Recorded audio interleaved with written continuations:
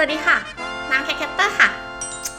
ยินดีต้อนรับเข้าสู่เสิร์ฟสตอรี่กับคอนเซ็ปต์ที่ว่ารู้ก่อนกินฟินกว่าเดิมสำหรับในคลิปนี้ค่ะเรื่องราวที่น้ำจะนำมาเสิร์ฟให้เพื่อนๆได้รับฟังกันเนี่ยเป็นเรื่องราวของผลไม้ค่ะเราจะมาพูดถึงเหล่าผลไม้ที่เคยได้รับการยกระดับฐานันดรศักดิ์ให้เป็นถึงราชาเพื่อนๆเคยสงสัยแบบนั้นไหมคะว่าทุเรียนทำไมต้องเป็นราชาผลไม้และคำว่าราชาจำเป็นไหมว่าต้องเป็นที่หนึ่งและมีแค่หนึ่งเดียวเกริ่นมาขนาดนี้แน่นอนว่าในคลิปนี้เนี่ยเราจะไม่ได้พูดถึงผลไม้เพียงแค่ชนิดเดียวและก็จะไม่ได้มานั่งร่ายสรรพคุณของผลไม้แต่ละชนิดนะคะเพราะน้ำเชื่อว่าเพื่อนๆบางคนก็คงฟังจนเบื่อแล้วแต่ในคลิปนี้น้ำได้รวบรวมและคัดเลือกผลไม้มาถึง5ชนิดค่ะซึ่งผลไม้แต่ละชนิดล้วนแล้วแต่เคยถูกนิยามว่า the king of fruit มาแล้วจากทั่วทุกมุมโลกเท่านั้นยังไม่พอน้ำยังจะเอาพวกเขาทั้ง5เนี่ยค่ะมาประชันกันด้วยคุณสมบัติของราชาที่น้ำคัดเลือกมาแล้วจากหลากหลายบทความระดับสากลแต่ด้วยความที่ข้อมูลต่างๆมันมีความหลากหลายแล้วก็น่าสนใจมากเพราะฉะนั้นเรื่องราวนี้น้ำจะขอแบ่งเป็น2พาร์ทนะคะโดยพาร์ทแรกที่เพื่อนๆกำลังรับชมกันอยู่ตอนนี้จะเป็นการแนะนำ5ผู้ท้าชิงบัลลังก์ The King of Fruit ค่ะซึ่งจะแบ่งเป็นตัวแทนราชาแต่ละพื้นที่แต่ละชนเผ่ารวมถึงองค์กรด้วยนะส่วนพาร์ทหน้าจะเป็นการประชันกันของเหล่าผู้ท้าชิงค่ะรับประกันความสนุกแน่นอนค่ะแต่ก่อนที่เราจะไปแนะนำเหล่าผู้ท้าชิงบัลลังก์เนี่ยเพื่อนๆลองทายกันเล่นๆดูสิคะว่าจะมีผลไม้อะไรบ้างและถ้าพร้อมแล้วเดี๋ยวเราไปเริ่มแนะนำเหล่าผู้ท้าชิงบัลลังก์กันเลยค่ะเริ่มกันจากราชาประจำบ้านเราหรือว่าโซนเอเชียตะวันออกเฉียงใต้กันก่อนเลยนะคะโอ้โหยังไม่ทันต้องพูดกลิ่นก็ลอยมาก่อนแล้วค่ะใช่แล้วค่ะนั่นก็คือทุเรียนนั่นเองทุเรียนผลไม้ที่เขาบอกกันว่าแบ่งคนออกได้แค่2กลุ่มไม่รักก็เกลียดไปเลยสำหรับเพื่อนๆที่ฟังกันถึงตรงนี้เนี่ยช่วยแสดงตัวให้น้ำเห็นหน่อยได้ไหมคะว่าเพื่อนๆอยู่ทีมรักหรือว่าทีมเกลียดกันแน่โดยเฉพาะอย่างยิ่งนะคะมีใครไม่เอ่ยที่รู้สึกเฉยๆไม่หอมไม่เหม็นกินก็ได้ไม่กินก็ได้กับทุเรียนมีบ้างไหมคะช่วยทำลายความเชื่อที่น้ำรู้มาหน่อยอันนี้อยากรู้ส่วนตัวค่ะถ้าเกิดว่ามีเนี่ยช่วยคอมเมนต์บอกกันได้เลยนะคะส่วนชื่อเสียงของทุเรียนนั้นตามตำราบอกว่าได้มีการถูกบริโภคในแถบบ้านเรามาตั้งแต่ยุคก่อนประวัติศาสตร์ซะอีกแต่ถ้าในฝั่งซีกโลกตะวันตกทุเรียนเนี่ยเหมือนจะเริ่มเป็นที่รู้จักและมีการถูกบันทึกไว้เมื่อประมาณ600ปีที่ผ่านมาค่ะและแน่นอนว่าผลไม้เก่าแก่ในแถบบ้านเราอย่างทุเรียนไม่ได้ถูกยกย่องให้เป็นราชาเพียงแค่เพราะรูปร่างหน้าตาและกลิ่นที่รุนแรงเท่านั้นนะแต่ยังคงมีประวัติในด้านความเชื่อสมัยก่อนจากชาวอินโดนีเซียด้วยว่า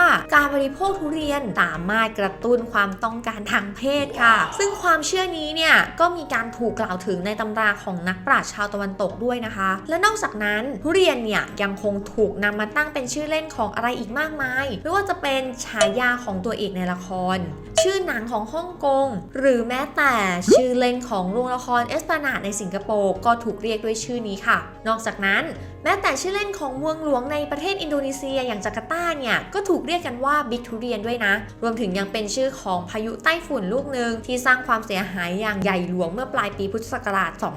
2549 อีกด้วยค่ะก็จบกันไปสำหรับการแนะนำตัวของผู้เข้าชิงบัลลังก์หมายเลข1ที่น้ำเชื่อว่าคนไทยทุกคนคงจะรู้จักกันเป็นอย่างดีและหลายคนอาจจะตัดสินใจสวามิภักดิ์กับราชาองค์นี้ไปเป็นที่เรียบร้อยแล้วลำดับถัดมาผู้เข้าท้าชิงลำดับที่2ก็ต้องบอกว่าเป็นตัวเต็งมากๆนะคะที่จะได้บัลลังก์นี้ไปเช่นเดียวกันนั่นก็คือมะม่วง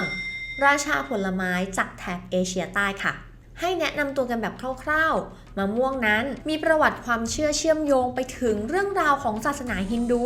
ซึ่งพวกเขามีความเชื่อว่ามะม่วงเกิดขึ้นที่เขาไกรลาศและเป็นภาคหนึ่งของพระพรหมค่ะดังนั้นจึงถือว่ามะม่วงเนี่ยเป็นต้นไม้ศักดิ์สิทธิ์ชนิดหนึ่งแถมในประเทศอินเดียและปากีสถานเขาได้มีการใช้มะม่วงรวมถึงกิ่งก้านและใบในงานเฉลิมฉลองต่างๆไม่ว่าจะเป็นงานแต่งงานหรืองานรับขวัญทารกและรวมถึงเป็นองค์ประกอบของพิธีกรรมอีกมากมายเลยค่ะน นอกจากจะได้รับการยกย่องว่าเป็นราชาแล้วมะม่วงยังถือว่าเป็นผลไม้ประจำชาติอินเดียและปากีสถานอีกด้วยนะคะแถมยังถูกเรียกว่า fruit of god หรือผลไม้แห่งพระเจ้าอีกด้วยที่สำคัญในหลายบทความที่เขายกย่องมะม่วงเนี่ยก็ได้มีการอ้างถึงเรื่องคุณค่าสารอาหารว่าเต็มไปด้วยวิตามินและสารอาหารที่มีประโยชน์จำนวนมากแต่ว่าจริงๆแล้วความยิ่งใหญ่ของราชาในประวัติศาสตร์เองเนี่ยเราก็ไม่ได้วัดกันที่คุณค่าหรือว่าความดีงามเสมอไปเนาะข้ามไปก่อนมาต่อกันที่แคนดิเดตหมายเลข3ซึ่งน้ำขอยกให้สับปะรดตัวแทนจากบัลลังก์ราชาฝั่งยุโรปเมื่อกว่า400 ปีมาแล้วและมีความโด่งดังถึงขนาดที่ว่าฟรานเชสกา บิลแมนนักเขียนชาวอังกฤษได้เขียนหนังสือที่มีชื่อว่า The Pineapple King of Fruit ความหนาถึง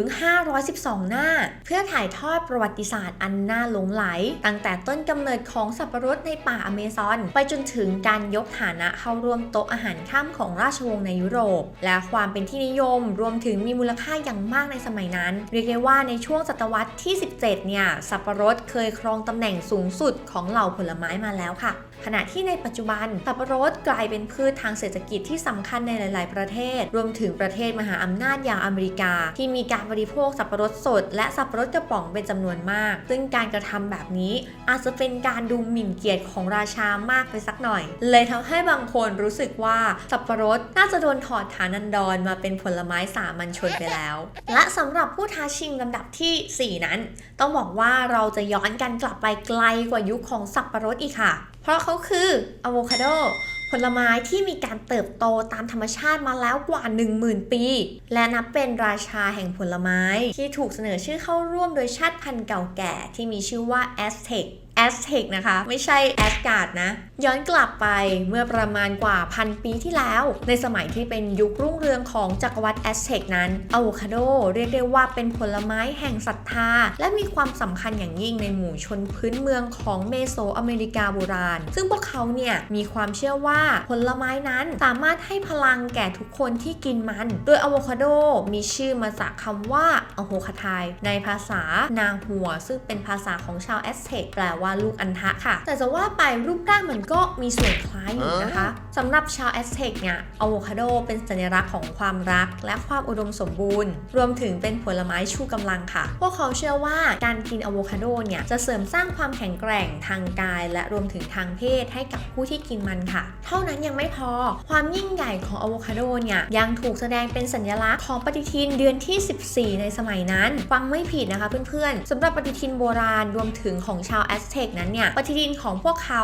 มีถึง18เดือนค่ะและนอกจากนั้นยังมีภาพวาดของต้นอะโวคาโดอยู่ที่ข้างป่าลงศพกลุ่มผู้ปกครองของปาเลนกาที่เจอในการขุดค้นพบที่สุสานปาสคาลอีกด้วยค่ะเรียกได้ว่าประวัติศาสตร์ของพวกเขาเนี่ยน่าสนใจไม่แพ้กันค่ะและมาถึงผู้เข้าท้าชิงลำดับสุดท้ายหมายเลข5เรากลับมาสู่ยุคปัจจุบันกันบ้างนะคะกับกระแสการโปรโมทบัลลังก์ให้กับราชาหน้าใหม่เมื่อไม่กี่ปีที่ผ่านมาลองเดากันเล่นๆไหมคะเพื่อนๆนับว่าน่าจะยากอยู่นะขอเชิญพบกับมะละกอค่ะด้วยกองกำลังหนุนที่หนักแน่นอย่าง WHO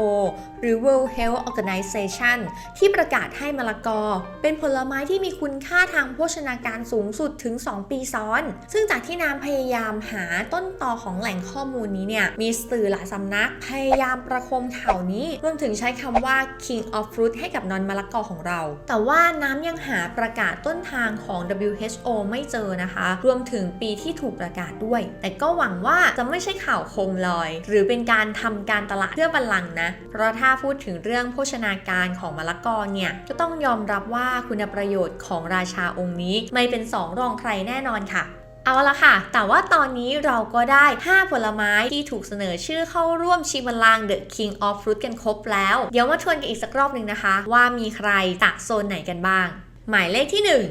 ทุเรียนจากเอเชียตะวันออกเฉียงใต้ค่ะหมายเลขที่2มะม่วงจากอินเดียและปากีสถานหมายเลขที่3สับปะรดจากยุโรปในอดีตการหมายเลขที่4อะโวคาโดจากเมโสอเมริกาโบราณหรือเม็กซิโกในปัจจุบันและหมายเลขที่5มะละกอจากเอาเป็นว่า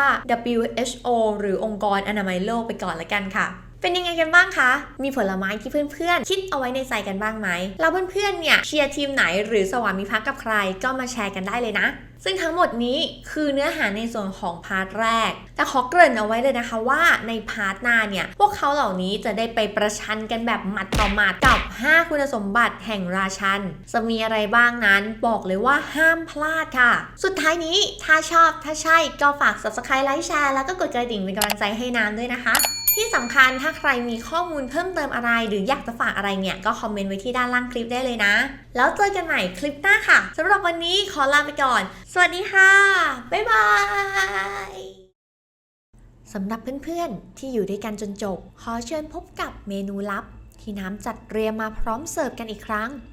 ระหว่างที่น้ำทำการหาข้อมูลและลิสต์5รายชื่อผู้เข้าชิงบัลลังก์ราชาจริงๆต้องบอกว่ายังมีอีกหนึ่งตัวละครลับค่ะที่มีเรื่องราวน่าสนใจแถมยังมีหลายบทความพยายามจะยกย่องให้เขาเป็นราชาเช่นกันนั่นก็คือแอปเปิลแต่ด้วยความที่ทั้งรูปลักษณ์ของแอปเปิลรวมถึงคุณสมบัติในความเป็นผลไม้ยอดฮิตของคนที่กำลังไดเอททำให้รู้สึกถึงความเป็นควีนหรือราชินีมากกว่าราชาที่สำคัญตำนานเรื่องราวของแอปเปิลที่มีอยู่อย่างมากมายไม่ว่าจะเป็นตำนานของแอปเปิลผลไม้ต้องห้ามจากต้นแห่งความรู้ในสวนเอเดนที่อดัมกับอีฟกินเข้าไปแล้วเกิดความรู้ดีรู้ชั่วรวมถึงเรื่องราวของแอปเปิลที่ทำให้เซอร์ไอแซคนิวตันค้นพบความลับของแรงโน้มถ่วงนอกจากนั้นแอปเปิลเนี่ยยังคงเป็นทั้งชื่อและสัญลักษณ์ของแบรนด์ผลิตฮาร์ดแวร์ที่โด่งดังที่สุดแบรนด์หนึ่งของอเมริกาซึ่งมีส่วนสำคัญในการพัฒนาคอมพิวเตอร์ที่ถูกต่อยอดมาจนถึงในปัจจุบันทำให้นำสรุปได้ว่านิยามของแอปเปิลควรจะเป็นผลไม้แห่งความรู้หรือผลไม้แห่งปราศมากกว่า